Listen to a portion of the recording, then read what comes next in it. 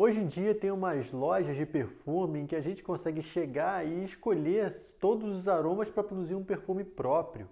Se a gente quer um tom mais amadeirado, se a gente quer um tom mais doce, depende de como você trabalha todos aqueles aromas para conseguir produzir um perfume próprio, com a sua assinatura.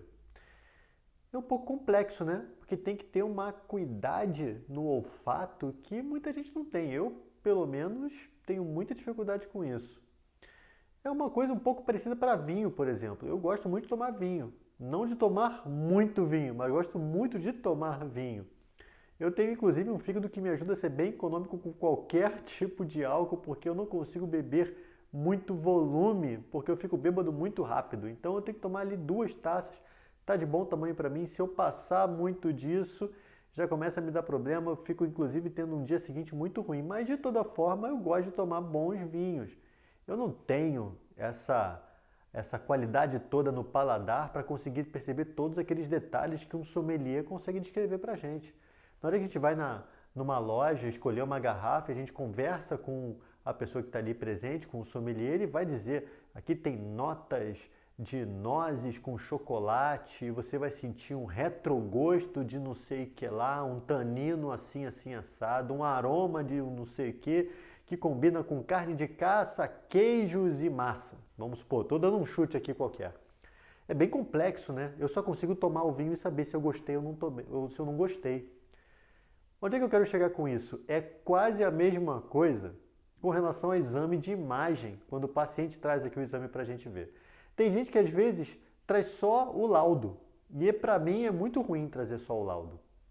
Ao mesmo tempo, tem gente que traz só a imagem porque perdeu o laudo.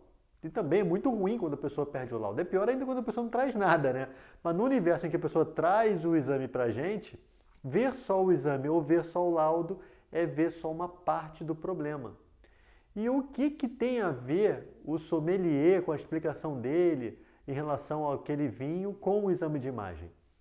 O exame de imagem, as imagens em si, uma ressonância magnética, por exemplo, que a gente está vendo ali todas as estruturas, aquilo, quando eu estou vendo aquilo, eu estou saboreando o vinho. Eu estou pegando aquelas imagens e estou entendendo o que está acontecendo. Quando eu pego o laudo emitido pelo laboratório, eu estou vendo a descrição que o sommelier me dá na hora que ele está vendendo o vinho. Então a descrição do laudo é uma coisa extremamente técnica.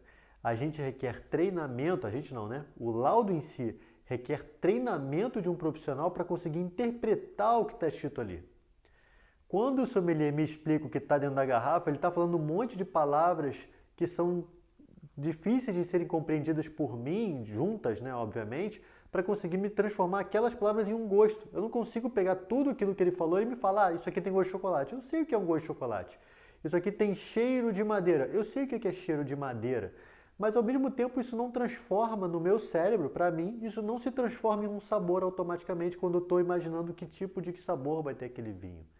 Então, quando a gente está lendo o laudo, eu estou vendo exatamente o laudo técnico, estou entendendo o que o sommelier do exame de imagem me explicou ali. Para isso eu tenho treinamento. Para isso a gente consegue, por isso a gente consegue pegar o laudo e esmiuçar aqueles detalhes, entender o que traz dor para o paciente e o que não traz. Tem muita coisa que está ali que é só identificação dentro do exame radiológico. O exame radiológico aqui envolve tudo isso, ressonância, radiografia, enfim, o exame de imagem de uma forma geral.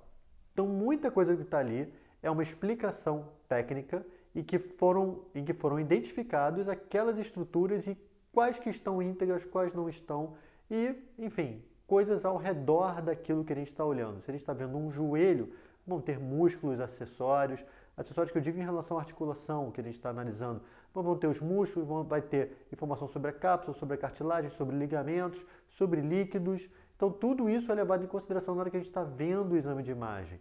Menisco, por exemplo. O que é que traz dor para o paciente? Aí é que vem o pulo do gato.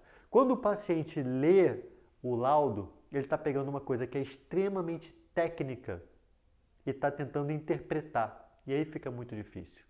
É a mesma coisa quando eu estou tentando interpretar o que o sommelier está me dizendo. Fica muito difícil de eu conseguir entender.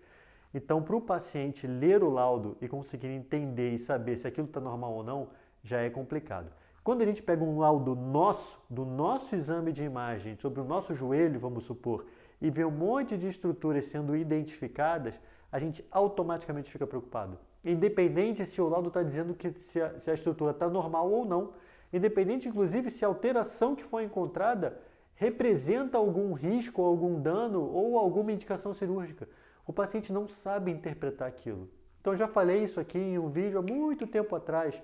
Não leia o laudo. Assim como não se deve ler a bula, não se deve ler o laudo. Aquilo ali tem uma linguagem específica e técnica que a gente precisa ser treinado para conseguir interpretar, entender e saber quais são as coisas que estão descritas ali. Da mesma forma, ver só o laudo é muito pouco. É a mesma coisa que eu for conversar com um sommelier, ele me explica a respeito do vinho, mas eu não tomei o vinho. Eu fiquei só com aquela impressão do que eu acho que pode ter aquele sabor. Ver as imagens é tão importante quanto ler o laudo. Na hora que eu estou lendo a imagem, vendo a imagem, eu estou mergulhando naquela estrutura, eu estou entendendo a dinâmica dela em relação a todos os outros itens que estão ali dentro, né?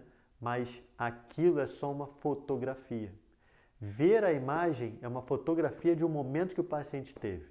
Existem pessoas que hoje, em 2022, estão me trazendo imagens de 2019.